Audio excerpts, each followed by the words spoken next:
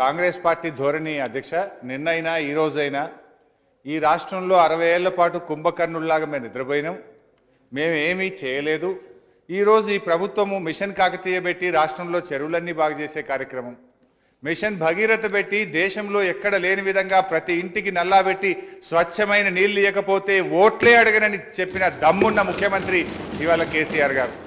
మేము ఎన్నికల మేనిఫెస్టోలో పెట్టలే, ఎన్నికల మేనిఫెస్టోలో చెప్పలే, కానీ ముఖ్యమంత్రిగా వారు ఈ స్వాతంత్రం వచ్చి ఇన్ని సంవత్సరాలైనా కూడా ఈ ప్రజలకు స్వచ్ఛమైన నీళ్లు రావడం లేదని ఒక కమిట్మెంట్తో, ఒక నిజాయితీతో, చిత్తశుద్ధితో రాష్ట్ర ప్రజలందరికీ కూడా నీళ్ళు ఇచ్చే ఒక గొప్ప భగీరథ ప్రయత్నం ఇవాళ ముఖ్యమంత్రి గారు చేస్తూ ఉన్నారు.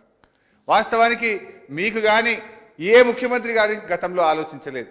ఇలాంటి ఒక మంచి కార్యక్రమం రాష్ట్రంలో జరిగితే దేశానికి ఆదర్శంగా ఉంది.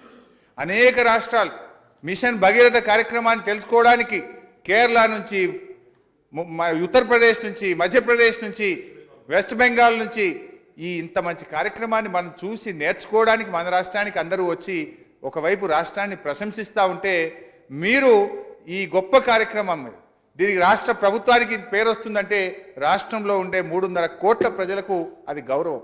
3.5 కోట్ల ప్రజలు ఇలా గర్వపడతా ఉన్నారు. ఇలా ఐటీలో కావచ్చు, ఇరిగేషన్లో కావచ్చు, ప్రతి రంగంలో కూడా అద్భుతంగా ఈ రాష్ట్రం పురోగమిస్తూ ఉంటే మీకు భయం పట్టుకున్నది, భవిష్యత్తులో భయం పట్టుకున్నది. ఈ మంచి కార్యక్రమం మీద ప్రజల్లో లేనిపోని అనుమానాలు, ఏదన్నా అపోహలు సృష్టించకపోతే ఇటు సాగునీరు వస్తుంది, అటు తాగునీరు వస్తుంది. రోడ్లలో అయితే నేషనల్ హైవేస్లో మన రాష్ట్రం అద్భుతంగా జాతీయ స్థాయిలోనే మొదటి 2 స్థానాల్లోకి పోయింది. ఇట్లా అన్ని రంగాల్లో ఈ ప్రభుత్వం ముందుకు పోతా ఉంటే ఓర్వలేకుండా ఇలా కాంగ్రెస్ పార్టీ చేసేటువంటి ఒక ప్రయత్నం తప్ప ఇందులో ఏం కనబట్టలేదు. ఏమన్నుందా? ఇదే సబ్జెక్టు మీద ఇదే సభలో పోయిన సెషన్లో మీరు మాట్లాడినారు. అప్పుడు కూడా ఇదంతా చర్చ జరిగింది, దానికి డీటెయిల్డ్గా మంత్రి గారు సమాధానం చెప్పినారు. అంటే కేవలం ఏదో ఒక రకంగా బురద జల్లేటువంటి ప్రయత్నం. నిన్న నేను కూడా డిస్కషన్ చేసి చెప్పిన, మనుషులు చనిపోయి 2 సంవత్సరాలు అయితే ఫోర్జరీ సంతకాలు పెట్టి, దొంగ సంతకాలు పెట్టి, చనిపోయిన మనుషుల మీద సంతకాలు పెట్టి కోర్టుల్లో కేసులు వేసి స్టేలు తెచ్చేటువంటి ప్రయత్నం ఏంది? దాన్ని సభలోనే ఒప్పుకున్నారు. ఏదో తెలిసో తెలియక తండ్రి పెట్టిండేమోలే, వీళ్ళు పెట్టిండ్రోనేమో అని సభ సాక్షిగా చెప్పిండ్రు. ఇంతకంటే దుర్మార్గం ఏమైనా ఉంటుందండి? అంటే మీ ఉద్దేశం ఏం కనబడుతుంది? రాష్ట్రంలో ఇరిగేషన్ ప్రాజెక్టులు జరగొద్దు, సాగునీరు ప్రజలకు అందొద్దు, రాష్ట్రంలో మిషన్ భగీరథ జరగొద్దు, త్రాగునీరు ఇంటింటికి అందొద్దు, ఈ ప్రభుత్వం మీద ఏదో రకమైన బురద జల్లాలి, టెండర్ల పేరు మీదనో అవినీతి పేరు మీదనో ఒక మసిబూసి మారేడికాయ చేసేటువంటి ఒక ప్రయత్నానికి ఇలా ప్రతిపక్షం పాల్పడతా ఉంది. ప్రతిపక్షం ఏదైనా మంచి సూచనలు ఇవ్వాలి, ఇంకా తొందరగా నీళ్ళు ఎప్పుడు ఇస్తారో అని అడగాలి తప్ప ఈ రకంగా ఇటు కోర్టుల్లో కేసులు వేయడం, ఇటు బురద జల్లేటువంటి ప్రయత్నం చేయడం అనేటువంటిది కాంగ్రెస్ పార్టీకి తగదు. ఇదంతా కూడా ఈ పరిస్థితి ఎందుకు వచ్చింది? నిజంగా మీరు చేసి ఉంటే ఇలా ఎంత పారదర్శకంగా ఈ ప్రభుత్వం ఉందంటే మేము ప్రతిపక్షమా స్వపక్షమా అని చూడలే. ఇలా మిషన్ భగీరథ కార్యక్రమం తీసుకుంటే రాష్ట్రంలో 119 నియోజకవర్గాలకు ప్రతి ఇంటికి కూడా నీళ్ళు ఇచ్చే కార్యక్రమం తీసుకున్నాం. మిషన్ కాకతీయ కార్యక్రమం తీసుకుంటే రాష్ట్రంలో ఉండే 46,000 చెరువులను, ప్రతి చెరువును అది కాంగ్రెస్ ఎమ్మెల్యేనా, టీడీపీ ఎమ్మెల్యేనా, బీజేపీ ఎమ్మెల్యేనే కాదు, రాష్ట్రంలో ఉండే చెరువులన్నీ బాగా చేయాలనుకున్నాం. రోడ్లు వేస్తే మా మంత్రి తుమ్మల నాగేశ్వరరావు గారు ప్రతి మండల కేంద్రానికి డబుల్ రోడ్డు, ప్రతి జిల్లా కేంద్రానికి డబుల్ రోడ్డు చేయాలని ఆలోచన చేసినాం. జిల్లాలు ఏర్పాటు చేస్తే అయ్యో కాంగ్రెస్ పార్టీ ఎమ్మెల్యే ఉన్నారు కనుక అక్కడ జిల్లా చేయొద్దని ప్రయత్నం చేసినామా? జిల్లాలు ఏర్పాటు చేస్తే కూడా ప్రజల అవసరాలు, రాష్ట్ర భవిష్యత్తును దృష్టిలో పెట్టుకొని ఏ నిర్ణయమైనా పారదర్శకంగా చేసినాం. మీరున్నప్పుడు ఇదే సభలో మేము ఎమ్మెల్యేలు ఉన్నాం. ఒక రోడ్డు కావాలంటే మీ చుట్టూ తిరగాలి, ఒక వాటర్ ట్యాంక్ కావాలంటే మీ చుట్టూ తిరగాలి. మీరు ఎన్ని రకాలుగా ఆ రోజు వివక్ష చూపించారు. ఈరోజు ఈ ప్రభుత్వం ఎంత పారదర్శకంగా ఉన్నది.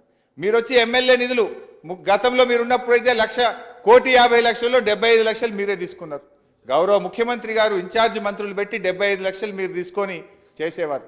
ఇలా ముఖ్యమంత్రి గారు ఎమ్మెల్యేల గౌరవం పెరగాలి, సభ గౌరవం పెరగాలి, ప్రజల అవసరాలు వెంటనే పరిష్కారం కావాలంటే ఎమ్మెల్యేలను స్ట్రెంథెన్ చేయాలని చెప్పి దాన్ని 3 కోట్ల రూపాయలకు పెంచారు.